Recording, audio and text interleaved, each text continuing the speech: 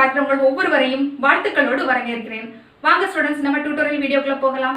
ஓகேமா, இப்போ நம்ம பார்க்க போகிறது 10th ஸ்டாண்டர்ட் மேத்ஸ் எக்ஸசைஸ் 1.2ல செகண்ட் ப்ராப்ளம். என்ன கொடுத்துருக்காங்க ஃபர்ஸ்ட் பார்க்கலாம். Let a equal to 1, 2, 3 up to 45 வரைக்கும் நம்பர்ஸ் கொடுத்துருக்காங்க. And R be the relation defined as is square of on a. ஓகேமா, square of on a. This is an important point ma. Square of on a. Write R. R in the relation as a subset of a cross a.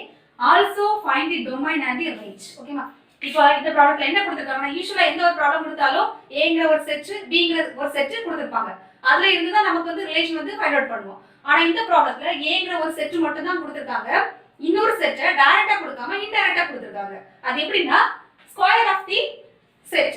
அப்ப நம்ம ஒரு diagram பண்ணிடலாமா? ஒரு ஆரோ diagram. இத நம்ம a ன்னு எடுத்துக்கலாம். இதுவும் a தான். ஏன்னா a கிராஸ் a இல்லையா? So a cross a. a ஓட எலிமெண்ட்ஸ் என்னமா நமக்கு ப்ராப்ளம்ல கொடுத்திருக்காங்க. 1 2 3 4 5 6 etc up to 45 வரைக்கும் நமக்கு கொடுத்திருக்காங்க. ஓகேமா, இந்த 45 வரைக்கும் கொடுத்திருக்காங்க. அந்த எலிமெண்ட் பேர் என்னமா? x. ஓகேவா, ஸ்மால் x என்னமா? a ஓட செட்ல உள்ள ஒவ்வொரு எலிமெண்ட் தான் x. x belongs to a. இது நமக்கு தெரியும்.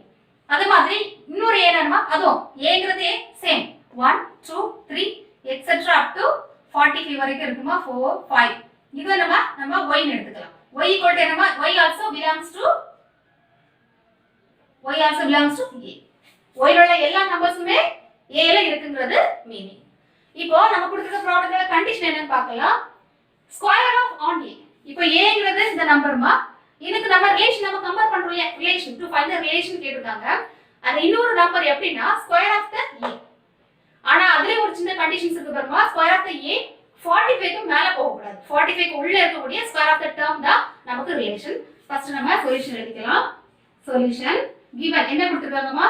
a equal to நம்ம அந்த நம்பர் அப்படியே எழுதலாம். 1, 2, 3, 4, டாட் டாட் போட்டுக்கலாம். ஃபுல்லா எழுதணும்னு அவசியம் இல்ல. இப்போ நம்ம a ன்னு எழுதிருக்கோம். இப்போ நம்ம ரிலேஷன் வந்து எப்படி எழுதலாம்னு பாருங்க. r equal to நமக்கு தெரியும் ரிலேஷன் என்னமா? ஃபர்ஸ்ட் செட்ல உள்ள ஒரு நம்பரும் இன்னொரு செட்ல உள்ள இன்னொரு நம்பரும் கம்பேர் ஆயிருக்கும். ஆரோ டயகிராம் ஒரு ஆரோ மூலமா நம்ம ஜாயின் பண்ணிருப்போம். இப்போ ஃபர்ஸ்ட் செட்ல உள்ள நம்பர் என்னமா? 1. கண்டிஷன் செகண்ட் செட்ல உள்ள அந்த நம்பர் என்னங்கிறது எப்படி கண்டுபிடிக்கணும்னா ஸ்கொயர் ஆஃப் தி a. அப்போ 1 க்கு ஸ்கொயர் பண்ணா என்னமா? 1. அதனால இப்படி எடுத்துக்கலாம். y equal to இது y நம்ம element y equal to x2. இதான் நமக்கு தேவையான கண்டிஷன். x க்கு நம்ம ஸ்கொயர் பண்றோம். அதை நோட் பண்ணனும். ஸ்கொயர் பண்ணும்போது அந்த நம்பர் வந்து 45 க்கு தாண்ட கூடாது. பாருங்க. நெக்ஸ்ட் என்னமா? நெக்ஸ்ட் செகண்ட் நம்பர் 2, y ஓட வேல்யூ என்னமா? 2 ஸ்கொயர் அப்படினா 4. ஓகேவா, இதுவும் நமக்கு 45 குள்ள தான் இருக்கு. நெக்ஸ்ட் தேர்ட் நம்பர் 3 என்னமா?